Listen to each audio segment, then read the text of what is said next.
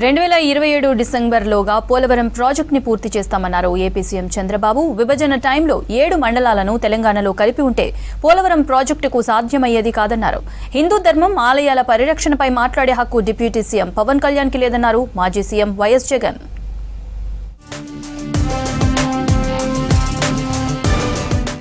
ఎప్పుడో పూర్తి కావాల్సిన పోలవరం ప్రాజెక్టును జగన్ పక్కన పెట్టారని విమర్శించారు ఏపీ సీఎం చంద్రబాబు. వైసీపీ హయాంలో పోలవరంలో జరిగిన తప్పు చరిత్రలో క్షమించరాని నేరమన్నారు. పోలవరంలో నీళ్లు వదిలే ముందు 2027 నవంబర్ నాటికి పునరావాసం పూర్తి చేస్తామన్నారు చంద్రబాబు. పోలవరం ప్రాజెక్టు సందర్శనలో భాగంగా నిర్వాసితులతో ఆయన ముఖాముఖి నిర్వహించారు. బాధేస్తుంది. ఇక్కడికి వస్తే తలుచుకుంటే ఈ రోజు ఈ ప్రాజెక్ట్ ఏ విధంగా ఉండాల్సింది ఇప్పుడు ఎట్లుంది అది తలుచుకుంటే చాలా బాధేస్తుంది. ఆ రోజు జరిగినటువంటి తప్పు చరిత్ర క్షమించరాని నేరం. It is a national project. It is a people's property. Nobody is having right to destroy. ఒక కక్ష, తెలియనితనం, అహంభావం, రాజకీయ వివక్షత అన్ని కలిపి మొత్తం టెండర్ మార్చేయడం, 6 నెలలు ఇంట్రెస్ట్ చేయకుండా పోవడం, ఏజెన్సీ ఆఫీసర్ లేకుండా పోవడం, ఫైనల్ గా మీరు చూస్తే డయాఫామ్ వాల్ దెబ్బతినింది కూడా ఎవరికి తెలియదు. అలాంటి అమానుషణీయమైనటువంటి వ్యవస్థ. ప్రతి ముస్లిం కుటుంబాన్ని, పేదవాళ్లను ఆర్థికంగా పైకి తీసుకొస్తామన్నారు చంద్రబాబు. ఈ నెల 30న P4 అమలు చేస్తున్నామని చెప్పారు. మార్గదర్శి బంగారు కుటుంబం పేరుతో ఈ కార్యక్రమం మొదలు పెడతామన్నారు. రంజాన్ సందర్భంగా రాష్ట్ర ప్రభుత్వం ఏర్పాటు చేసిన ఇఫ్తార్ విందులో పాల్గొన్నారు చంద్రబాబు. నేను అందుకే ఈ పవిత్రమైన మాసంలో నేను ఒక కార్యక్రమానికి శ్రీకారం చుట్టాను. జీరో పావర్టీ P4 కార్యక్రమం. ఆ కార్యక్రమం ప్రకారం మీరు ఒకసారి ఆలోచిస్తే డబ్బులుండే టాప్ 10%, డబ్బులు లేని కింద నుండే 20%కి పూర్తిగా సహకరించాలని నినాదంతో ముందుకు పోతున్నాను. దానికి పేరు కూడా పెట్టాను, మార్గదర్శి బంగారు కుటుంబం. 100% పేదరికం నుంచి పేదవాళ్ళ పైకి తెచ్చే కార్యక్రమానికి శ్రీకారం చుడతాను. గుంటూరులో బ్రెయిన్ డెడ్ అయిన మహిళ అవయవ దానానికి ఓ కుటుంబం ముందుకు వచ్చింది. ఓ ప్రైవేట్ హాస్పిటల్లో అనారోగ్యంతో చేరిన సుష్మా అనే మహిళ బ్రెయిన్ డెడ్ అయింది. ఆమె కుటుంబ సభ్యులు ఆర్గాన్ డొనేట్ కు ముందుకొచ్చారు. వెంటనే ఆసుపత్రి వైద్యులు అవయవాలు తరలించి మరికొందరికి ప్రాణదానం చేసే అవకాశం కల్పించాలని మంత్రి నారా లోకేష్ ను కోరారు. వెంటనే స్పందించిన మంత్రి నారా లోకేష్ సొంత ఖర్చుతో విమానాన్ని ఏర్పాటు చేశారు. తిరుపతిలోని ఆసుపత్రికి గుండె చేరే వరకు గ్రీన్ ఛానల్ ఏర్పాటు చేశారు.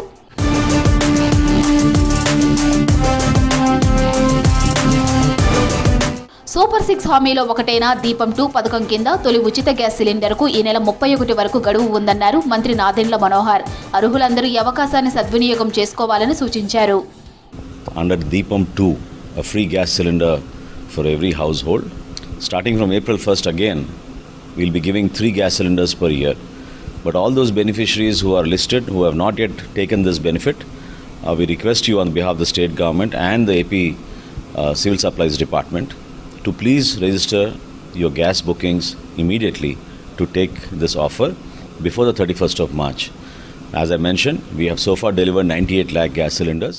హిందూ ధర్మం, ఆలయాల పర్యవేక్షణపై మాట్లాడే హక్కు డిప్యూటీ సీఎం పవన్ కళ్యాణ్కు లేదన్నారు మాజీ సీఎం జగన్. కాశీనాయన క్షేత్రాన్ని కూల్చేస్తుంటే పవన్ ఒక్క మాట కూడా మాట్లాడలేదని ఎక్స్లో పోస్ట్ పెట్టారు.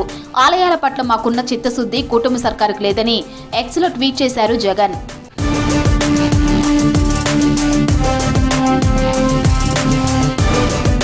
ఏసీబీ, సిఐడి పోలీసుల కేసులకు భయపడమన్నారు మాజీ మంత్రి అంబటి రాంబాబు.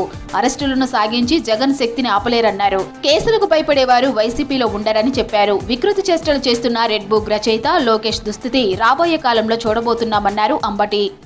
అరచేతిని అడ్డుపెట్టి సూర్యకాంతిని ఆపలేరు, అరెస్టులను సాగించి ప్రజాశక్తిని అడ్డలేరు. సవరణ చేస్తున్నా, అరెస్టులను సాగించి జగన్ శక్తిని అడ్డలేరు. రాసుకోండి, ఆ తర్వాత చూసుకోండి. ఈ 4 సంవత్సరాల్లో ఈ వికృతమైన చేష్టలు చేస్తున్నా పోలీసులు ఆయుధంగా ఉపయోగించుకొని వైఎస్ఆర్ కాంగ్రెస్ పార్టీ మీద దెబ్బతీయాలని ప్రయత్నం చేస్తున్నా ఎర్ర బుక్కు రచయిత చంద్రబాబు నాయుడు గారి కుమారుడు లోకేష్ గారి దుస్థితి రాబోయే కాలంలో మనమే చూస్తాం. గన్నవరం టీడీపీ ఆఫీసుపై దాడి కేసులో వైసీపీ దాఖలు చేసిన బెయిల్ పిటిషన్ను కొట్టేసింది సిఐడి. బెయిల్ ఇవ్వాలని కోరుతూ దాఖలు చేసిన పిటిషన్పై విజయవాడ సిఐడి కోర్టులో విచారణ జరిగింది. వాదనలు విన్న న్యాయస్థానం వంశీ బెయిల్ కొట్టివేస్తూ ఉత్తర్వులు జారీ చేసింది.